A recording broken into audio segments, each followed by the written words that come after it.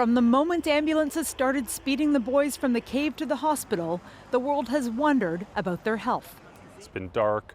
It's quite cold in these environments. We have to be concerned about things like hypothermia. The second thing is that certainly in a cave, and especially a flooded cave, there are some infections that need to be addressed that are potentially problematic.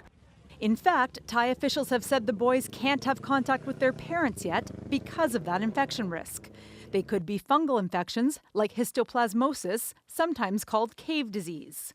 People can get it when they inhale the spores of a fungus. They could also be bacterial infections from the unhygienic environment and water the boys had to drink to stay alive. But those infections should be easily treated. And these are all that we know of young, healthy young men. The longer-term concern is their mental health.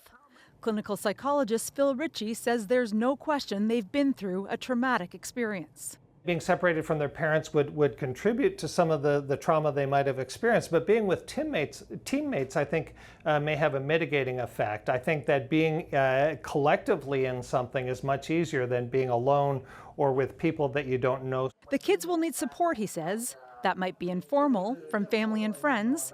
Some might need counseling, or they might be just fine.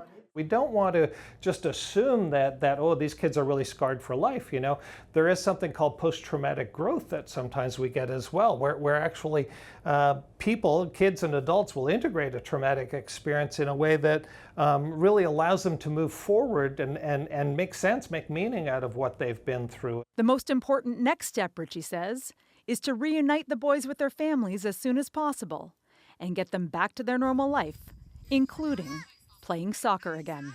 Nicole Ireland, CBC News, Toronto.